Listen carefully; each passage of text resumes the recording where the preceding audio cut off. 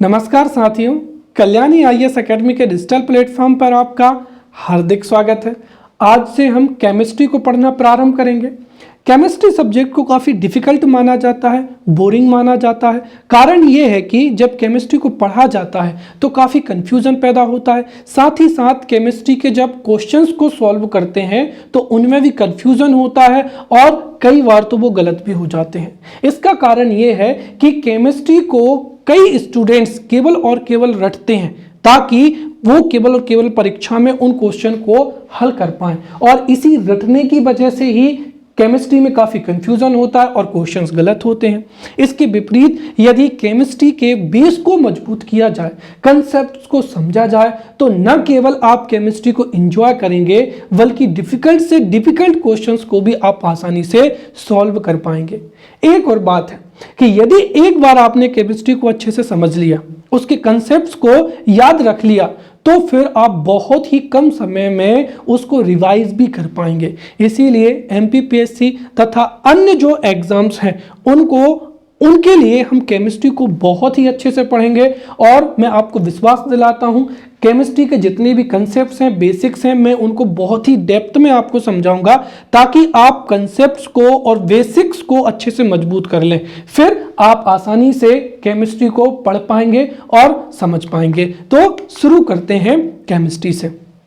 देखिए, हमारे आसपास जो भी पदार्थ हैं, जो भी वस्तुएं हैं, वो कैसे बनी है, वो किन किन अवयवों से बनी है, उनके गुणधर्म क्या है। साथ ही साथ जब कभी भी कोई रासायनिक परिवर्तन होता है तो उनसे उन अवयवों पर या संरचना पर क्या फर्क पड़ता है, इसके क्रमबद्ध ज्ञान को ही रसायन विज्ञान या केमिस्ट्री कहा जाता है।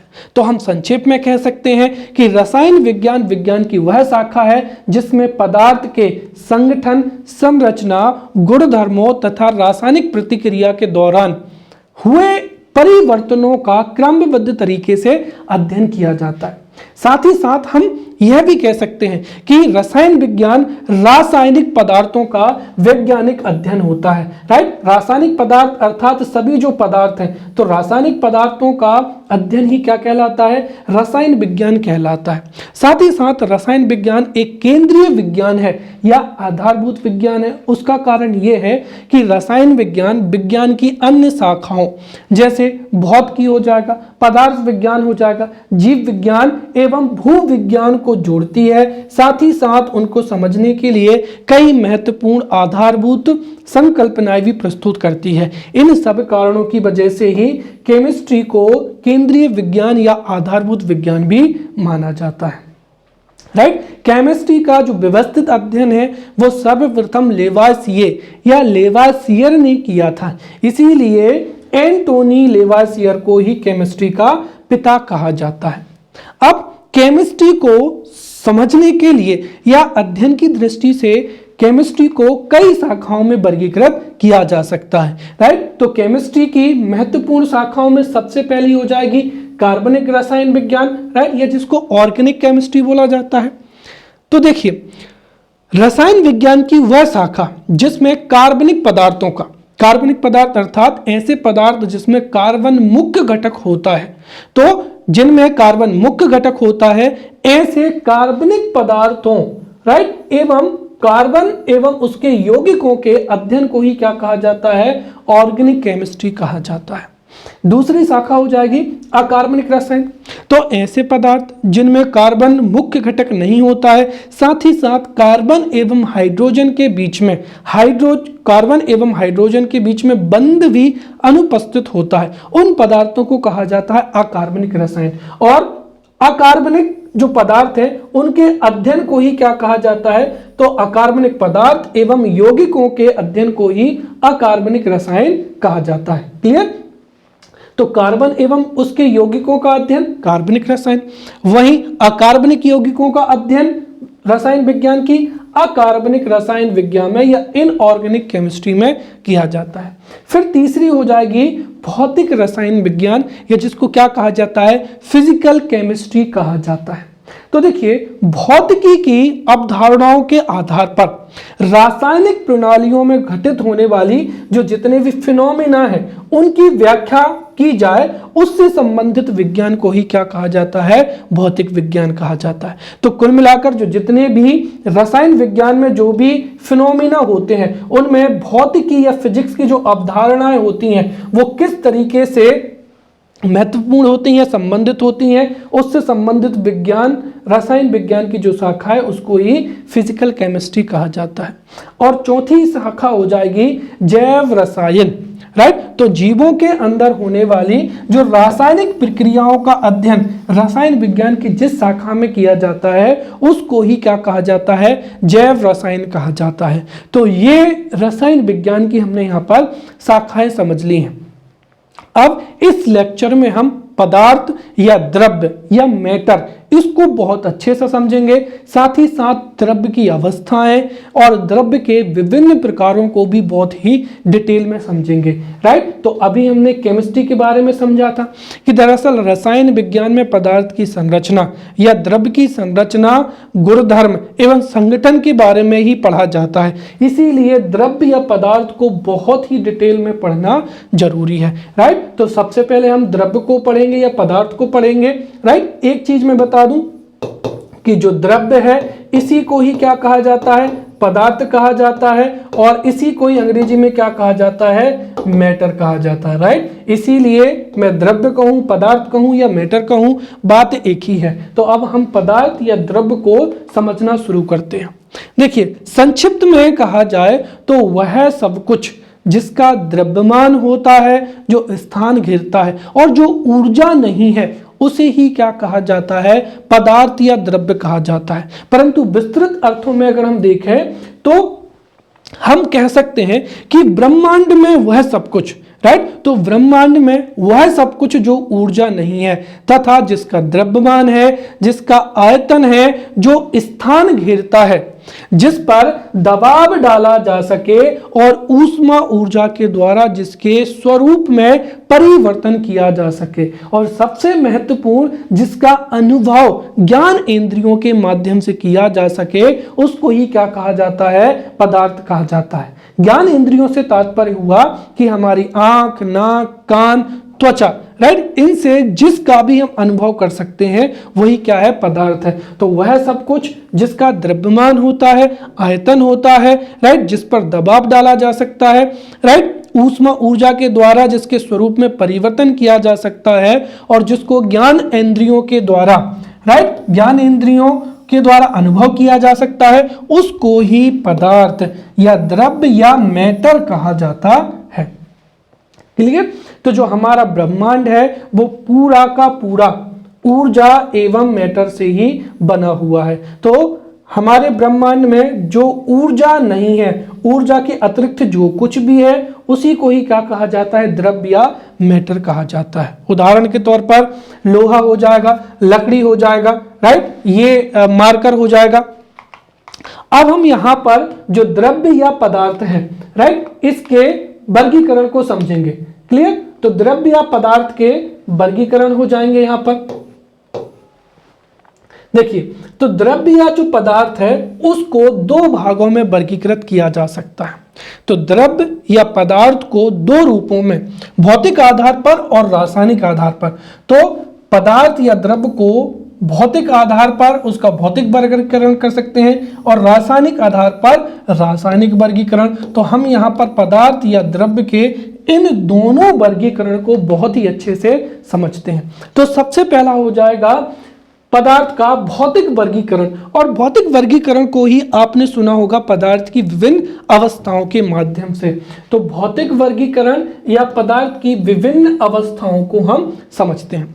देखिए, पदार्थ का जो भौतिक वर्गीकरण होता है, राइट, तो पदार्थ का जो भौतिक वर्गीकरण है वो साधारण ताप एवं दाब पर भौतिक अवस्थाओं से या फिजिकल स्टेट से संबंधित होता है।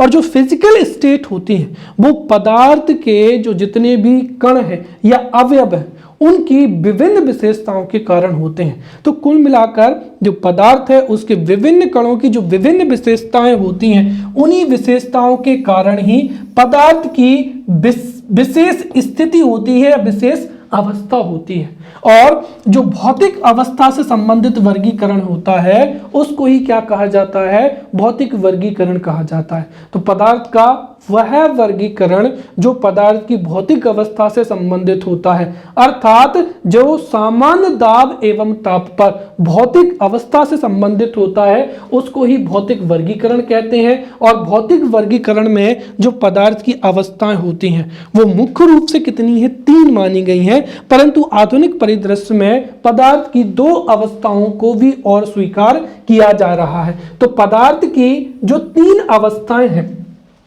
जिसको हम किस पर पढ़ते हैं, सामान्य ताप एवं सामान्य दाब पर। तो सामान्य ताप एवं सामान्य दाब पर पदार्थ की 3 अवस्थाएं होती हैं, ठोस अवस्था, द्रव अवस्था और गैस अवस्था।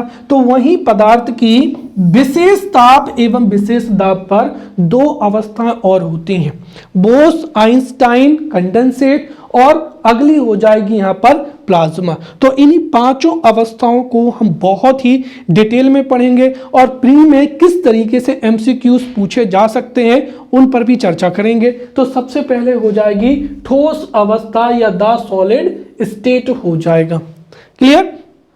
अब इन अवस्थाओं को यदि समझना है तो आपके मन में कोई भी एक ठोस वस्तु सोच लीजिए, जैसे पत्थर, राइट? पत्थर को सोच लेंगे तो आपको यह समझना आसान हो जाएगा पत्थर क्या है, जो है ठोस अवस्था में होता है। तो पत्थर की जो भी विशेषताएं होगी समझ लीजिए कि वही की वही क्या होंगी, ठोस अवस्था की सभी विशेषताएं होंगी। तो समझते हैं ठोस अवस्था क्या होती है। देखिए, द्रव या पदार्थ की वह अवस्था, राइट? तो द्रव या पदार्थ की वह अवस्था जिसमें पदार्थ का आयतन एवं द्रव्यमान दोनों ही निश्चित होते हैं, अर्थात जिसकी संपीड़ितता नगण्य होती है। संपीड़ितता का मतलब क्या होता है कि जिसको दबाया ना जा सके, राइट? जैसे रबर है, रबर को आप दबाएंगे या फोम को दबाएंगे तो उसके आकार में क्या हो जाएगा, परिवर्तन हो जाएगा, अर्थात रबर है या फोम है वो क्या होता है, संपीड़ित होता है, राइट? परंतु पत्थर को आप दबा सकते हैं क्या, नहीं दबा सकते और वो दबेगा भी नहीं। तो वो उसकी संपीड़नता क्या होती है, संपीड़नता नगण्य होती है। तो द्रव्य की वह अवस्था जिसमें द्रव्य का आयतन निश्चित होता है, द्रव्यमान निश्चित होता है, साथ ही साथ संपीड़नता नगण्य होती है, उस अवस्था को ही क्या कहा जाता है, ठोस अवस्था कहा जाता है। इसका कारण क्या है कि ठोस के जो कण होते हैं वो काफी क्या होते हैं, पास पास होते हैं, और पास पास होने के कारण ही उनमें अंतर आणविक बल अधिक लगता है, और इसी अधिक अंतर आणविक बल लगने की वजह से ही वो काफी ठोस होते हैं, वो नगण्य नहीं होते हैं। साथ ही साथ उनका उच्च घनत्व भी होता है, उदाहरण के लिए पत्थर, लोहा, तांबा और लकड़ी। अब परीक्षा की दृष्टि से हो सकता है पूछा जाए कि निम्नलिखित में से कौन सा ठोस का गुण नहीं है, या फिर हो सकता है कि आपको 4 स्टेटमेंट दी जाए ए बी सी डी और पूछा जाए कि बताइए निम्नलिखित में से द्रव का या पदार्थ की द्रव अवस्था का कौन सा गुण है। इसीलिए हम यहां पर ठोस के जो सामान्य गुण हैं उनको हम यहां पर चर्चा करेंगे।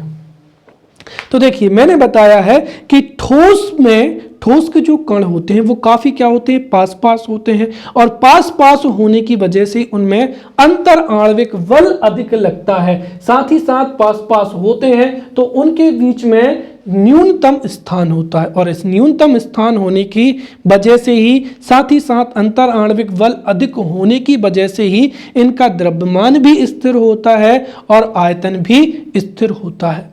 चूंकि ये कण काफी पास पास होते हैं इसीलिए कणों में गति की अवस्था होती ही नहीं है, और जब गति नहीं होगी तो गतिज ऊर्जा भी नहीं होती है। तो ठोसों में कणों की गति एवं गतिज ऊर्जा न्यूनतम होती है। साथ ही साथ काफी पास पास होने की वजह से इनके मध्य में जो आकर्षण बल होता है वो अधिकतम होता है। साथ ही साथ ये सबसे अधिक दृढ़ होते हैं। तो ठोस, द्रव एवं गैस में जो सबसे अधिक दृढ़ होते हैं या जो सबसे न्यूनतम नगण्यता होती है वो किसकी होती है, ठोस की होती है, और ये सर्वाधिक दृढ़ होते हैं।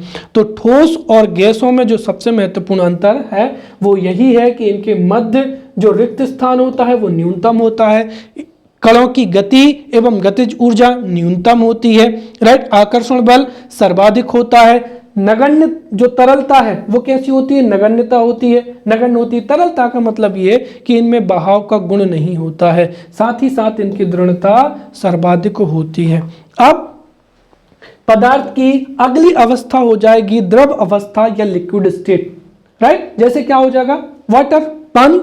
देखिए, तो पदार्थ की द्रव अवस्था वह अवस्था होती है जिसमें पदार्थ का आयतन तो क्या होता है, निश्चित होता है, राइट। आयतन तो क्या होगा, निश्चित होगा, परंतु उसका आकार निश्चित नहीं होता है। जैसे उदाहरण के लिए अगर आप 10 मिलीलीटर क्या लें, वाटर को लें, राइट, तो चाहे आप उसको 5 अलग अलग साइज के गिलासों में रख दीजिए, तो हर एक जो ग्लास है उसमें वाटर की जो क्वांटिटी होगी वो क्या होगी, 10 ml ही होगी। अर्थात द्रव का आयतन तो निश्चित होता है, परंतु यदि इस 10 ml को आप यहां तक डालेंगे तो ये यहां तक भर जाएगा। अर्थात जैसा इसका शेप है वैसे ही द्रव का आकार हो जाएगा। यहां पर ये इतना इस शेप में हो जाएगा और हो सकता है यहां पर ये इतना क्या हो जाए, भर जाए। क्लियर। तो द्रव की वह अवस्था जिसमें द्रव का आयतन तो निश्चित होता है परंतु आकार निश्चित नहीं होता है, उसको ही द्रव अवस्था कहते हैं। साथ ही साथ इसमें जो द्रव अवस्था में पदार्थ के कण होते हैं वो ठोस की अपेक्षा क्या होते हैं, दूर दूर होते हैं, परंतु गैस की अपेक्षा क्या होते हैं, पास पास होते हैं। यही कारण है कि द्रव में क्या होता है, बहाव का गुण होता है, राइट। बहाव का गुण होता है, इसका तात्पर्य यह है कि जो ये जैसे ही इनको स्वतंत्र छोड़ा जाए तो ये उच्च घनत्व से निम्न घनत्व की ओर क्या होते हैं, बहने लगते हैं। क्लियर। साथ ही साथ इनको जिस भी पात्र में रखा जाता है ये उसी का आकार ले लेते हैं, राइट। उदाहरण के लिए हो जाएगा जल, दूध और क्या हो जाएगा, तेल हो जाएगा। क्लियर। अब हम यहां पर द्रवों के जो सामान्य गुण हैं उनके बारे में हम यहाँ पर चर्चा करते हैं। तो देखिए, जो द्रव होते हैं, तो द्रव पदार्थ की द्रव अवस्था में पदार्थ के जो कण होते हैं वो ठोस से क्या होते हैं, दूर दूर होते हैं, लेकिन गैसों से क्या होते हैं, पास पास होते हैं। अर्थात जो कण होते हैं वो ठोसों की अपेक्षा दूर दूर होते हैं, इसीलिए इनके मध्य में जो अंतर आणविक बल कार्य करता है वो क्या होता है, ठोसों की अपेक्षा कम होता है। अर्थात इनके बीच में लगने वाला जो आकर्षण बल क्या होता है, कम होता है। इसी की वजह से इनका आयतन तो स्थिर रहता है, परंतु इनको जिस भी बर्तन में डाला जाता है ये उसी का रूप ले लेते हैं, अर्थात इनमें तरलता का गुण होता है। साथ ही साथ इनमें ठोस, द्रव या गैसों का मिश्रण संभव होता है। इनकी जो संपीड़नता होती है वो ठोस से क्या होती है, अलग अधिक होती है। अर्थात यदि आप किसी भी नदी में अगर लाठी से मारते हैं तो पानी क्या हो जाएगा, अलग हो जाएगा, अर्थात उनमें संपीड़नता होती है। साथ ही साथ इनके कणों की जो गति या गतिज ऊर्जा है वो ठोस की अपेक्षा अधिक होती है और इनकी जो दृढ़ता है वो ठोस से क्या होती है, कम होती है, परंतु गैसों से अधिक होती है। तीसरी स्टेज जो अवस्था हो जाएगी वो कौन सी हो जाएगी, गैस अवस्था हो जाएगी, राइट। तो पदार्थ की गैसीय अवस्था वह अवस्था होती है जिसमें पदार्थ के कण ठोसों की अपेक्षा बहुत दूर दूर पर होते हैं, इसलिए उनके बीच में कार्य करने वाला अंतराणविक बल बहुत ही कम होता है, आकर्षण बल बहुत ही कम होता है। इसी वजह से ना तो इनका आयतन निश्चित होता है और ना ही इनका आकार निश्चित होता है। अर्थात ठोसों में द्रव्यमान एवं आयतन दोनों निश्चित होते हैं या स्थिर होते हैं। द्रव्य में आयतन निश्चित होता है, आकार निश्चित नहीं होता है, परंतु गैसों में ना तो आकार निश्चित होता है और ना ही आयतन निश्चित होता है। इसीलिए जैसे ही गैसों को किसी कंटेनर में या किसी भी बॉक्स में रखा जाए तो गैसों के कण उस पूरे के पूरे बॉक्स को क्या कर देते हैं, भर देते हैं। तो यदि एमसीक्यू पूछा जाए कि पदार्थ की वह अवस्था जिसमें पदार्थ को किसी कंटेनर में रखने पर वह कंटेनर के आकार का रूप ले ले तो वह पदार्थ की कौन सी अवस्था होगी, वह द्रव अवस्था होगी। तो जिस भी कंटेनर में हम पदार्थ को रखेंगे और वह कंटेनर का रूप ले लेगा तो वह कौन सी होगी? लिक्विड स्टेट होगी। परंतु यदि यह प्रश्न ऐसे पूछा जाए कि पदार्थ की वह अवस्था जिसमें पदार्थ को किसी भी कंटेनर में रखने पर वह पूरे के पूरे कंटेनर में फैल जाए तो कौन सी अवस्था होगी? तो वह गैस अवस्था होगी, क्योंकि गैस के जो कण हैं वो पूरे के पूरे कंटेनर में क्या होंगे? भर देंगे। ये पूरे के पूरे इस कंटेनर को भर देंगे। क्लियर? साथ ही साथ जो गैस अवस्था होती है इसके कण ठोस द्रव दोनों की अपेक्षा अधिक क्या होते हैं? दूर दूर होते हैं। अब हम यहाँ पर गैसों के सामान्य लक्षणों के बारे में पढ़ेंगे, राइट? तो सीधी सी बात है, गैसों में पदार्थों के कण बहुत ही ठोस एवं द्रव की अपेक्षा अधिक दूर होते हैं, इसीलिए इनके बीच में जो अंतराणविक बल होता है या आकर्षण बल होता है वो नगण्य होता है, जिसकी वजह से गैसों का ना तो आकार निश्चित होता है ना ही आयतन। साथ ही साथ इनके बीच में जो आकर्षण बल है वो बहुत ही कम होता है, इसकी वजह से गैसों के जो कण है वो हमेशा गतिमान अवस्था में होते हैं। इसीलिए गैसीय अवस्था में कणों की गति एवं कणों की गतिज ऊर्जा सर्वाधिक होती है। साथ ही साथ द्रव और गैस ये दोनों तरल होते हैं, परंतु सबसे अधिक जो तरलता होती है वो किसकी होती है? गैसों की ही होती है। और ठोस, द्रव और गैस में सबसे अधिक जो संपीड़ित होती हैं वो गैसी होती हैं। इतनी संपीड़ित होती हैं कि इस कमरे में जो है वायु है, लेकिन मैं जहां पर भी चाहूं मैं अपने हाथों की जो है मूवमेंट कर सकता हूं। क्लियर? इसके साथ ही इनका विसरण भी क्या होता है? अत्यधिक होता है। और इनकी दृढ़ता तो क्या होती है? ना के बराबर होती है, राइट? आप आसानी से घूम फिर पाते हैं, वो गैसों की न्यूनतम नगण्यता की वजह से होती है, राइट? जैसे अगर आपसे प्रश्न पूछा जाए कि क्या कारण है कि पानी में दौड़ना कठिन होता है जबकि जो है ग्राउंड है उस पर दौड़ना आसान होता है, तो सीधी सी बात है, जो द्रव होता है उसकी दृढ़ता वायु की अपेक्षा अधिक होती है। इसलिए अगर पानी में आप दौड़ लगाएंगे तो पानी में चूंकि आप पैर को रखेंगे, पैर को उठाएंगे, तो आपको ज्यादा एनर्जी लगानी पड़ेगी, क्योंकि उनकी दृढ़ता अधिक होती है परंतु वायु की दृढ़ता ना के बराबर होती है। इसलिए आप आसानी से घूम फिर सकते हैं। साथ ही साथ इनका घनत्व भी क्या होता है? न्यूनतम होता है। तो पदार्थ की सामान्य अवस्था में, अर्थात पदार्थ की सामान्य ताप एवं सामान्य दाब पर ये तीन अवस्थाएं होती है, ठोस, द्रव एवं गैस। वहीं विशिष्ट परिस्थितियों में, राइट, विशिष्ट परिस्थितियों में पदार्थ की दो अवस्थाएं और होती हैं। एक हो जाएगा बोस-आइंस्टाइन कंडेंसेट और अगली हो जाएगी प्लाज्मा। इन दोनों के बारे में समझते हैं। तो सबसे पहले हम यहाँ पर चौथी जो अवस्था है वो समझते हैं प्लाज्मा को, राइट? तो देखिए, पदार्थ की वह अवस्था, क्लियर, पदार्थ की वह अवस्था जिसमें पदार्थ के कण अत्यधिक उत्तेजित, एक्साइटेड एवं अत्यधिक ऊर्जावान होते हैं। तो पदार्थ की वह अवस्था जिसमें पदार्थ के कण अत्यधिक उत्तेजित एवं अत्यधिक ऊर्जा वाले होते हैं उसी को ही क्या कहा जाता है? प्लाज्मा कहा जाता है। अर्थात प्लाज्मा अवस्था में पदार्थ के कण आयनीकृत गैस के रूप में होते हैं। तो यहां से दो क्वेश्चंस जो हैं एमसीक्यूज बन सकते हैं। क्लियर? कि पदार्थ की वह अवस्था जिसमें पदार्थ के कण अत्यधिक ऊर्जा वाले होते हैं या फिर अत्यधिक उत्तेजित होते हैं, कौन सी है? प्लाज्मा अवस्था। साथ ही साथ वह अवस्था जिसमें पदार्थ के कण आयनीकृत गैस के रूप में होते हैं, वह भी कौन सी अवस्था है? प्लाज्मा अवस्था है।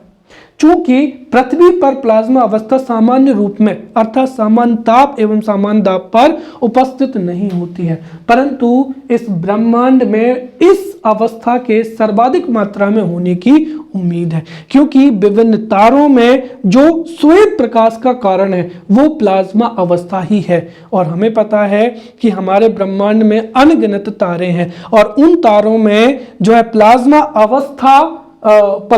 अवस्था में ही मैटर मौजूद है, जिससे ही श्वेत प्रकाश जो है उत्सर्जित होता है। इसीलिए ब्रह्मांड में जो सर्वाधिक पदार्थ जिस अवस्था में है वह कौन सी है? प्लाज्मा अवस्था ही है।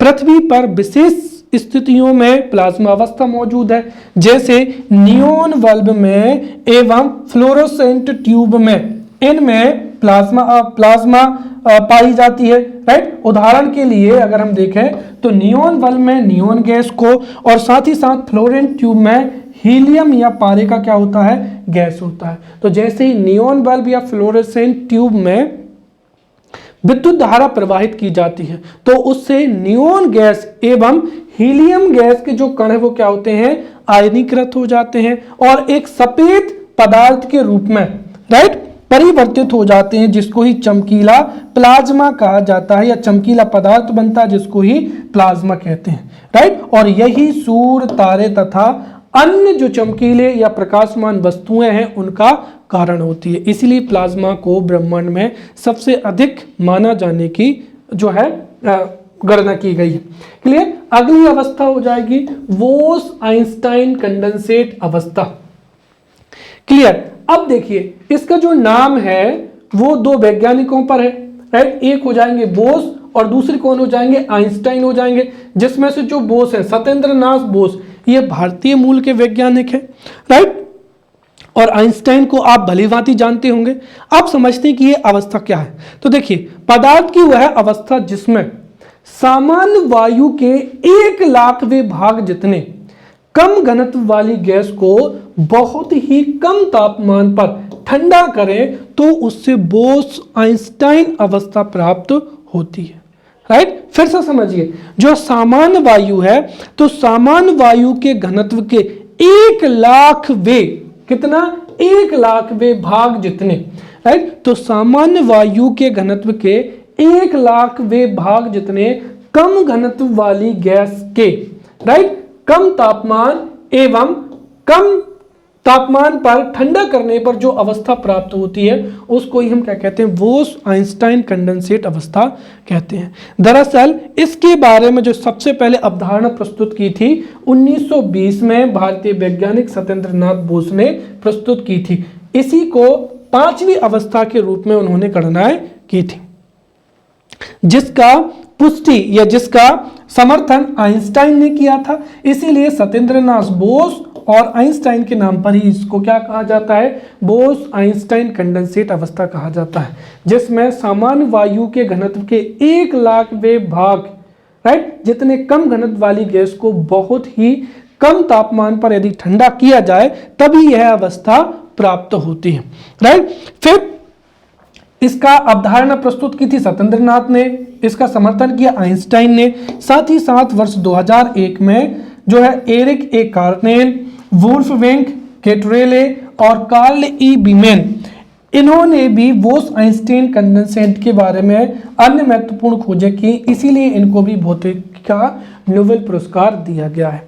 तो ये हमने पदार्थ का जो भौतिक वर्गीकरण था, तो पदार्थ का भौतिक वर्गीकरण या पदार्थ की अवस्थाओं को बहुत अच्छे से पढ़ लिया है। तो पदार्थ की सामान्य ताप एवं दाब पर 3 अवस्थाएं होती, ठोस, द्रव और गैस। साथ ही साथ विशिष्ट परिस्थितियों में चौथी अवस्था हो जाएगी बोस-आइंस जो है प्लाज्मा, और 5वीं हो जाएगी बोस-आइंस्टाइन कंडेंसेट अवस्था। अब जो है हम यहां से पदार्थ का रासायनिक वर्गीकरण पढ़ेंगे और ये टॉपिक बहुत ही महत्वपूर्ण है। कारण क्या है कि ये एक बेसिक टॉपिक है और साथ ही साथ यहाँ से कई एमसीक्यूज भी बनते हैं, तो ध्यान से समझना भी है, याद भी रखना है, ताकि जो भी प्रश्न पूछे जाएं आप उनको भली भांति उनका उत्तर दे सकें। तो पदार्थ या द्रव्य की जो रासायनिक वर्गीकरण, तो पदार्थ को हम मुख्य रूप से 2 भागों में बांट सकते हैं, राइट। पदार्थ को रासायनिक दृष्टि से 2 वर्गों में विभाजित किया जा सकता है। सबसे पहला हो जाएगा शुद्ध पदार्थ। तो शुद्ध पदार्थ वह पदार्थ होता है जो एक ही प्रकार के अवयवों से मिलकर बना हुआ होता है, राइट। और पदार्थ का वह भाग जो कि कई अवयवों के, राइट, एक से अधिक अवयवों के आपस में मिलने से जो बनता है उसको ही क्या कहा जाता है, मिश्रण कहा जाता है। और इसको क्या कहा जाता है, अशुद्ध पदार्थ भी कहा जाता है, राइट। अब जो शुद्ध पदार्थ होता है, अब हम इस तरफ देखते हैं, तो पदार्थ का वह रूप जिसमें सभी अवयव एक समान होते हैं उसको ही शुद्ध पदार्थ कहा जाता है। फिर शुद्ध पदार्थ को दो भागों में बांट सकते हैं। पहला क्या हो जाएगा, तत्व, जिसको एलिमेंट कहते हैं। तत्व पदार्थ का वह सूक्ष्मतम भाग है जिसको और भी अधिक छोटे अवयवों में या और शुद्ध रूप में वर्गीकृत नहीं कर सकते हैं। साथ ही साथ जब दो तत्व आपस में किसी निश्चित अनुपात में मिले हुए होते हैं तो उसी को यौगिक कहते हैं। तो तत्व पदार्थ का शुद्धतम रूप होता है, राइट, और निश्चित अनुपात में तत्वों के मिलने से यौगिक बनता है। फिर जो तत्व है, तत्वों को फिर हम तीन भागों में बांट सकते हैं, धातु, अधातु, उपधातु, और यौगिक को कार्बनिक यौगिक एवं अकार्बनिक यौगिक में। तो वहीं जो अशुद्ध पदार्थ होता है या मिश्रण होता है, यह भी दो प्रकार का होता है, समांगी मिश्रण होमोजीनियस, विषमांगी मिश्रण हेट्रोजीनियस, राइट। तो हम इनमें से एक एक को करके बहुत ही अच्छे से पढ़ेंगे और यहाँ से एमसीक्यूज कैसे बनेंगे वो भी समझते हैं। तो सबसे पहले हम बात करते हैं किसकी, शुद्ध पदार्थ की, जिसको प्योर सब्सटेंसेस कहा जाता है। तो देखिए, किसी भी द्रव्य में मौजूद सभी कण या अवयव, राइट, यदि एक समान प्रवृत्ति के हों, राइट, समान रासायनिक प्रकृति के हों, तो उसे ही क्या कहा जाता है, शुद्ध पदार्थ कहा जाता है। तो यदि एमसीक्यूज में पूछा जाए कि किसी द्रव्य में मौजूद, राइट, किसी द्रव्य या पदार्थ में मौजूद सभी कण या अवयव एक समान प्रकृति के हों, तो उसे ही क्या कहा जाएगा, शुद्ध पदार्थ कहा जाएगा, यौगिक कहा जाएगा, तत्व कहा जाएगा या मिश्रण। तो जब किसी भी पदार्थ में मौजूद सभी कण समान रासायनिक प्रकृति के हों, तो उन्हें ही शुद्ध पदार्थ कहा जाता है या प्योर सब्सटेंस कहा जाता है। अर्थात यह एक ही प्रकार के कणों से या अवयवों से मिलकर बना हुआ होता है, राइट। शुद्ध पदार्थों को जो रासायनिक संगठन होता है उसके आधार पर दो भागों में बांट सकते हैं। सबसे पहला क्या हो जाएगा, तत्व, और दूसरा क्या हो जाएगा, यौगिक। अब तत्व के बारे में समझते हैं। तो देखिए, तत्व पदार्थ का वह मूल रूप होता है जिसे रासायनिक अभिक्रिया द्वारा अन्य पदार्थों में विभाजित नहीं किया जा सकता है। कैसे, आप समझिए कि जैसे हमने कहा पदार्थ को हमने जो है मिश्रण में विभाजित किया, शुद्ध पदार्थ में विभाजित किया। तो जो तत्व होता है, राइट, तत्व यही क्या होता है, किसी भी पदार्थ का सबसे मूल रूप होता है, राइट। तो इसीलिए परिभाषा बिल्कुल सीधी सी सामान्य है। तत्व पदार्थ का वह मूल रूप होता है जिसे रासायनिक अभिक्रिया द्वारा अन्य सरल पदार्थों में विभाजित नहीं किया जा सकता है। तो पदार्थ का वह मूल रूप जिसे रासायनिक अभिक्रिया द्वारा अन्य पदार्थों में विभाजित नहीं किया जा सकता है वही तत्व कहलाता है। जैसे क्या हो जाएगा, ऑक्सीजन, नाइट्रोजन, चांदी, कॉपर इत्यादि, ये सभी क्या हैं, तत्व होते हैं। जो तत्व है इसको हम भौतिक एवं रासायनिक गुणों के आधार पर धातु, अधातु एवं उपधातु इन तीनों में वर्गीकृत कर सकते हैं। तो पहला हो जाएगा धातुएं। तो देखिए, धातुओं की परिभाषा क्या होती है। देखिए, रासायनिक दृष्टि से वे तत्व जो इलेक्ट्रॉन त्याग कर धनायन बनाने की प्रवृत्ति रखते हैं, उन तत्वों को ही क्या कहा जाता है, धातु कहा जाता है। तो रासायनिक परिभाषा ये है, बाकी भौतिक गुणधर्मों से आप धातुओं को और भी आसानी से समझ सकते हैं, राइट। तो यहाँ पर ये परिभाषा भी उतनी ही महत्वपूर्ण है। यदि क्वेश्चन पूछा जाए कि वे तत्व जो सरलता से इलेक्ट्रॉन त्याग कर धनायन बनाने की प्रवृत्ति रखते हैं, उन्हें क्या कहा जाता है या वे क्या कहलाते हैं, धातु, अधातु, उपधातु। तो उत्तर क्या हो जाएगा, धातु है, राइट। तो जो तत्व इलेक्ट्रॉन त्याग कर धनायन बनाने की प्रवृत्ति रखते हैं उनको क्या कहा जाता है, धातु कहा जाता है। अब धातुओं के कुछ भौतिक गुणधर्म होते हैं और कुछ रासायनिक गुणधर्म होते हैं, इनको याद रखना बहुत ही जरूरी है, मेंस में भी काम आएंगे और प्री से यहां से जो है एमसीक्यूज बन सकते हैं, राइट। तो सबसे पहले हम चर्चा करते हैं यहाँ पर पदार्थ के भौतिक गुणधर्मों के बारे में। सबसे पहली चीज तो ये है कि धातुएं विद्युत एवं, राइट, ताप एवं विद्युत की क्या होती हैं, सुचालक होती हैं। तो धातुएं ताप एवं विद्युत की सुचालक होती हैं। साथ ही साथ धातुएं तन्य होती हैं। तन्य का तात्पर्य हुआ कि जब धातुओं को खींचा जाए तो धातुएं पतले तारों में क्या होती हैं, पतले तारों में परिवर्तित हो जाती हैं, लेकिन वो टूटती नहीं है।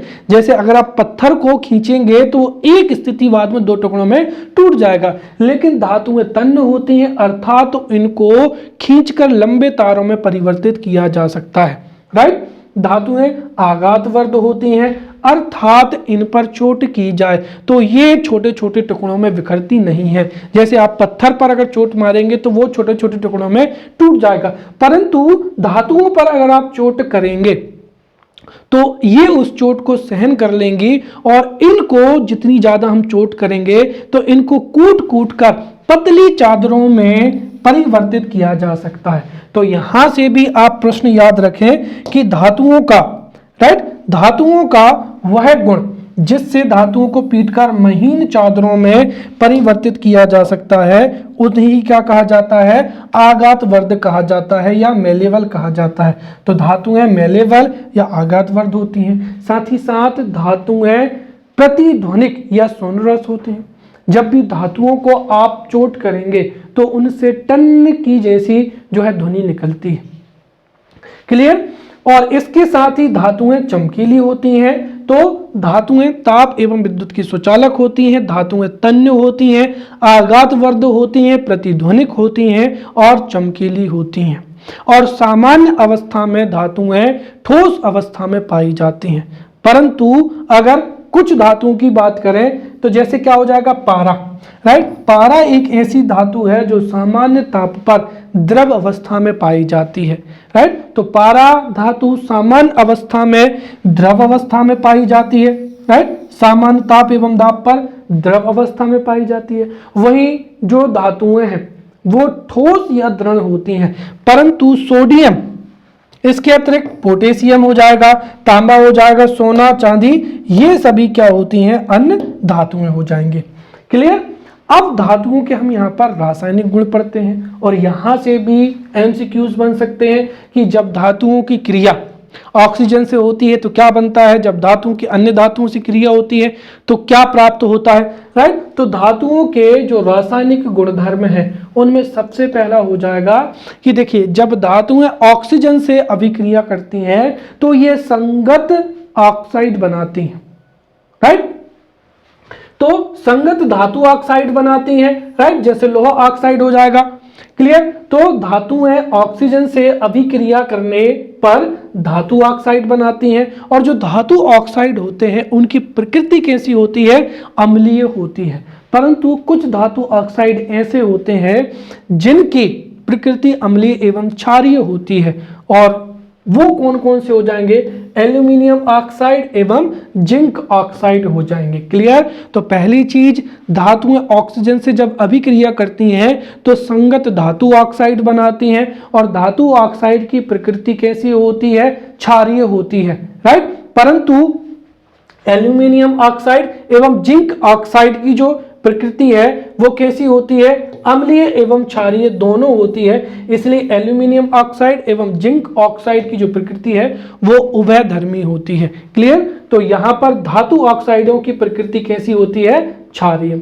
फिर धातुएं जब जल से अभिक्रिया करती हैं, राइट, जल से अभिक्रिया करती हैं तो हाइड्रोजन गैस एवं धातु ऑक्साइड उत्पन्न करती हैं। धातुएं जब अम्ल के साथ में अभिक्रिया करती हैं तो लवण प्राप्त होता है एवं हाइड्रोजन गैस बनती है। ये एमसीक्यूज कई बार कई बार एमसीक्यूज में पूछा गया है कि जब धातुओं की अभिक्रिया अम्ल से होती है तो कौन कौन से उत्पाद प्राप्त होते हैं। तो जब अम्ल से अभिक्रिया होगी तो लवण प्राप्त होता है और हाइड्रोजन गैस। साथ ही साथ जब अन्य अधातुओं से अभिक्रिया करती हैं तो विभिन्न प्रकार के यौगिक बनते हैं। साथ ही साथ ये धनायन बनाने की प्रवृत्ति भी रखती हैं। और सबसे महत्वपूर्ण बात, जो अभिक्रियाशील धातु है वो अपने से कम अभिक्रियाशील धातु को उसके यौगिक से गलित अवस्था से क्या कर देती है, विस्थापित कर देती है। तो ये धातुओं के रासायनिक गुणधर्म हो जाएंगे। अब हम बात करते हैं यहाँ पर अधातुओं की। तो भौतिक जो गुणधर्म है उनके आधार पर हम जो है अधातुओं को परिभाषित करते हैं, लेकिन रासायनिक दृष्टि से आप इसकी परिभाषा याद रखें, राइट। तो वे तत्व, क्लियर, वे तत्व जो इलेक्ट्रॉन ग्रहण करके, राइट, इलेक्ट्रॉन ग्रहण करके ऋणायन बनाने की प्रवृत्ति रखते हैं, राइट।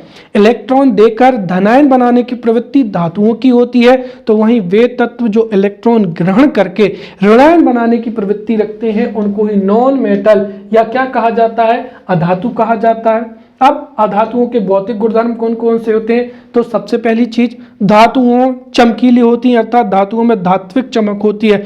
तो वहीं अधातुएं विभिन्न रंगों की होती हैं, अधातुएं विभिन्न रंगों की होती हैं। साथ ही साथ अधातुएं ताप एवं विद्युत की कुचालक होती हैं, ये तन्य नहीं होती हैं, अर्थात आप इनको तानेंगे तो ये टूट जाएंगे, जैसे पत्थर को खींचा जाए तो वह टूट जाएगा। ये आघातवर्ध भी नहीं होती हैं, अर्थात यदि उन पर चोट की जाए तो ये चादरों के रूप में परिवर्तित नहीं होंगे, इनके कई टुकड़े हो जाएंगे। और ये प्रतिध्वनि पूर्ण भी होती हैं, धातुओं पर चोट करने पर उनसे टन की आवाज आती है, परंतु ये इनसे कोई भी ध्वनि नहीं निकलती है, राइट। और जैसे क्या हो जाएगा, हाइड्रोजन, ऑक्सीजन, आयोडीन, राइट। यहां पर जो अधातु हैं वो ठोस, द्रव एवं गैस तीनों अवस्था में पाई जाती हैं, क्लियर। तो अधातुएं ठोस, द्रव एवं गैस तीनों अवस्था में पाई जाती हैं। जो अधातुओं की संख्या है वो कितनी है, 22 है। अब हम यहाँ पर अधातुओं की जो है रासायनिक गुणधर्मों को भी हम यहाँ पर समझते हैं, क्लियर। तो यहाँ पर अधातुएं, ये थोड़ा मिसप्रिंट है यहाँ पर, अधातु, राइट। अधातुओं के जो रासायनिक गुणधर्म है वो सबसे पहले समझते हैं। देखिए, जो अधातुएं हैं वो ऑक्सीजन के साथ अम्लीय एवं उदासीन क्या बनाती हैं, ऑक्साइड बनाती हैं, क्लियर। अभी हमने समझा था कि जब धातुएं, क्लियर, जब धातुएं ऑक्सीजन के साथ में अभिक्रिया करती हैं तो वो धात्विक ऑक्साइड बनाती हैं, और धात्विक ऑक्साइड की प्रकृति कैसी होती है, क्षारकीय होती है। वैसे ही जब अधातुएं ऑक्सीजन से अभिक्रिया करती हैं तो वह भी ऑक्साइड बनाती हैं, और ऑक्सीजन के साथ में अधातुएं अम्लीय अथवा उदासीन ऑक्साइड बनाते हैं। तो धातुएं ऑक्सीजन से अभिक्रिया करके क्षारकीय ऑक्साइड बनाती हैं, तो वहीं अधातुएं ऑक्सीजन से अभिक्रिया करके या तो अम्लीय या उदासीन ऑक्साइड बनाती हैं। साथ ही साथ अधातुएं जल एवं तनु अम्ल के साथ में क्रिया नहीं करती हैं, जबकि जो धातुएं हैं, राइट, धातुएं जल से अभिक्रिया करती हैं, और जल से अभिक्रिया करने पर हाइड्रोजन गैस एवं धातु ऑक्साइड बनता है। परंतु अधातुएं जो है वो जल एवं तनु अम्ल के साथ में क्रिया नहीं करती हैं। अधातुएं जो है वो हैलोजन के साथ में क्रिया करके सहसंयोजी हैलाइड बनाती हैं, राइट। फिर क्लोरीन से अभिक्रिया करके सहसंयोजी क्लोराइड बनाती हैं, और अधातुएं हाइड्रोजन से अभिक्रिया करके सहसंयोजी हाइड्राइड बनाती हैं। तो ये अधातुओं के हमने यहाँ पर रासायनिक गुणों के बारे में समझा। अब हम पढ़ते हैं यहाँ पर उपधातु या मेटलॉइड कहा जाता है। तो देखिए, वे तत्व जिसमें धातु एवं अधातु दोनों के गुण होते हैं उसको ही क्या कहा जाता है, उपधातु या मेटलॉइड कहा जाता है।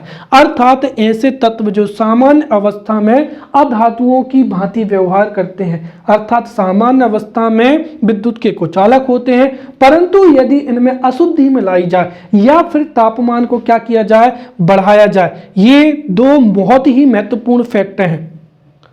यदि परीक्षा में पूछा जाए कि वह कौन सा कारण है जिसमें वृद्धि होने पर उपधातुएं धातुओं की समान व्यवहार करती, तो एक तो हो जाएगा ताप और दूसरा क्या हो जाएगा, अशुद्धि। तो उपधातुओं में यदि अशुद्धि मिलाई जाए या ताप को बढ़ाया जाए तो उपधातुएं किसके समान, धातुओं के समान कार्य करने लगती हैं, क्लियर। साथ ही साथ जो आधुनिक आवर्त सारणी है इसमें पी ब्लॉक में ही उपधातुओं को रखा गया है, जिनकी संख्या कितनी हो जाएगी, 5 है, क्लियर। उदाहरण के लिए हो जाएगा यहाँ पर बोरान, जर्मेनियम, राइट, ये 5 है दरअसल। तो boron, germanium, arsenic, antimony, tellurium, right, polonium और एक्टिनियम हो जाएगा। तो यहाँ पर जो है आपको ये फैक्ट आप याद रखें, मुख्य रूप से जो है 5 तत्वों को जो है उपधातु माना गया है। वहीं पर कुछ कुछ जो दो तत्व ऐसे हैं उनको और इंक्लूड कर लिया जाए तो इनकी संख्या 7 भी मिलती है। तो आप परीक्षा में अगर पूछा जाए तो 5 को प्राथमिकता देंगे, अगर 5 ऑप्शन में नहीं है तो फिर 7 हो जाएगा। क्लियर? चलिए, तो हमने द्रव या पदार्थ में हमने शुद्ध पदार्थ को पढ़ा, और शुद्ध पदार्थ का मूल रूप ही क्या होता है? तत्व होता है, राइट। तत्व में हमने धातु, अधातु और उपधातु तीनों को पढ़ लिया है। अब जो है हम यहाँ पर किसको पढ़ते हैं? यौगिक को पढ़ते हैं या कंपाउंड को पढ़ते हैं। यौगिक क्या होता है? देखिए, वह पदार्थ जो 2 या 2 से अधिक तत्वों के निश्चित अनुपात में मिलने से और रासायनिक दृष्टि से मिलने पर बनता है, उसको ही क्या कहा जाता है? यौगिक कहा जाता है। क्लियर? अगर रासायनिक संयोजन नहीं होगा तब भी वह मिश्रण रहेगा, और यदि अनिश्चित अनुपात होगा तब भी वह क्या रहेगा?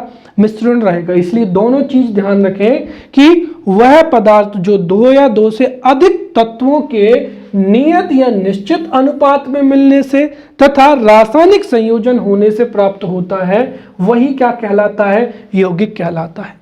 और जब 2 या 2 से अधिक तत्व आपस में मिलते हैं तो उससे नए पदार्थ का निर्माण होता है। तो यहां पर नए पदार्थ का यौगिक के रूप में क्या होता है? निर्माण होता है। यौगिक में जो तत्व हैं उनका संगठन क्या होता है? स्थायी होता है। क्लियर? जैसे मैंने कहा कि हाइड्रोजन है, अब हाइड्रोजन क्या हो जाएगा? गैस का हाइड्रोजन हो जाएगा, राइट। जब हाइड्रोजन के 2 परमाणु मिलेंगे तो क्या बनेगी? हाइड्रोजन गैस बनेगी। और हाइड्रोजन गैस कि जब 2 परमाणु हो और हाइड्रोजन के 2 परमाणु हो और ऑक्सीजन का 1, तो क्या बन जाएगा? जल बन जाएगा। तो यहां पर हाइड्रोजन है या जल है, इनमें हाइड्रोजन एवं ऑक्सीजन का जो अनुपात होता है या संगठन होता है ये स्थायी होता है। साथ ही साथ यौगिक में जो जितने भी अवयव होते हैं या तत्व होते हैं उनके गुणधर्म समाप्त हो जाते हैं, और यौगिक के जो गुणधर्म हैं वो पूर्णतः अवयवों से अलग होते हैं। जैसे हाइड्रोजन और ऑक्सीजन, इन दोनों के गुणधर्म जो है पानी के गुणधर्म से या जल के गुणधर्म से अलग होते हैं। अब जो जल है, जल में हाइड्रोजन भी है और ऑक्सीजन भी है। अगर इनको अलग किया जाए तो ये केवल और केवल वैद्युत रासायनिक प्रक्रिया द्वारा ही पृथक किए जा सकते हैं। साथ ही साथ यौगिक बनना एक कैसा उदाहरण होता है? रासायनिक परिवर्तन होता है, राइट। तो ये सभी यौगिकों की क्या हो जाएंगी? परिभाषा हो जाएंगी या यौगिकों के गुण हो जाएंगे। तो यौगिक तत्वों के निश्चित अनुपात में रासायनिक संयोजन से बनते हैं। जब यौगिक बनते हैं तो उसमें नए पदार्थ का निर्माण होता है जिसके गुण उसके दोनों घटकों से अलग अलग होते हैं। साथ ही साथ इनको वैद्युत रासायनिक प्रक्रिया द्वारा ही अलग किया जाता है, राइट। उदाहरण के लिए क्या हो जाएगा? पानी हो जाएगा, राइट। तो जो H2O है इसमें हाइड्रोजन के 2 और ऑक्सीजन का 1 अवयव जो है सम्मिलित है। वैसे क्या हो जाएगा? कार्बन डाइऑक्साइड, कार्बन और ऑक्सीजन, अमोनिया NH3 हो जाएगा इत्यादि। अब जो यौगिक होते हैं ये भी 2 भागों में बांट सकते हैं हम, कार्बनिक यौगिक और अकार्बनिक यौगिक। कार्बनिक यौगिक क्या होता है? देखिए, वे यौगिक जिनमें कार्बन मुख्य घटक होता है तथा कार्बन एवं हाइड्रोजन के बीच में बंध उपस्थित होता है उनको ही क्या कहते हैं? कार्बनिक यौगिक कहते हैं। जैसे कार्बोहाइड्रेट, प्रोटीन, तेल, मोम इत्यादि। तो वहीं अकार्बनिक यौगिक ऐसे यौगिक जिनमें कार्बन मुख्य घटक नहीं होता है, साथ ही साथ कार्बन एवं हाइड्रोजन के बीच में बंध भी अनुपस्थित होता है, उनको अकार्बनिक यौगिक कहते हैं। और ये अजैविक स्रोत जैसे चट्टानें हैं, खनिज हैं, इनसे प्राप्त होते हैं। जैसे धोबन सोडा हो जाएगा और नमक हो जाएगा। क्लियर? अब जो है हम यहाँ पर तत्व एवं यौगिक में अंतर समझते हैं। यहां से भी जो है कोई MCQs बन सकता है, और कंसेप्चुअल क्लैरिटी के लिए ये डिवीजन पढ़ना बहुत ही अनिवार्य भी है। तो सबसे पहले हम बात करते हैं यहाँ पर तत्व की। तो तत्व शुद्ध पदार्थ का वह रूप होता है जो एक ही प्रकार के परमाणुओं से मिलकर बना हुआ होता है। तो वहीं यौगिक 2 या 2 से अधिक तत्वों के निश्चित अनुपात में रासायनिक संयोजन से बनता है। दूसरा अंतर क्या है कि जो तत्व के गुणधर्म होते हैं वह तत्व के सूक्ष्मतम कणु जो कि क्या होता है परमाणु, राइट, परमाणु के कारण होते हैं। तो यहां पर मुख्य विशेषता आप याद रखना परमाणु, तत्व के गुणधर्म उसके सूक्ष्मतम कण परमाणु के कारण होते हैं। वहीं यौगिक के गुणधर्म उसके सूक्ष्मतम कण जो कि क्या होता है अणु, क्योंकि अणु बनता है परमाणुओं से। जैसे मैंने कहा कि यहां पर ये हाइड्रोजन है, राइट, ये हाइड्रोजन के क्या हो जाएंगे 3 अणु हो जाएंगे। तो ये हाइड्रोजन का एक परमाणु हो जाएगा। जब ये परमाणु आपस में मिलेंगे तो ये क्या हो जाएगा हाइड्रोजन गैस। तो किसी भी यौगिक के जो गुणधर्म होते हैं वो अणु के कारण होते हैं।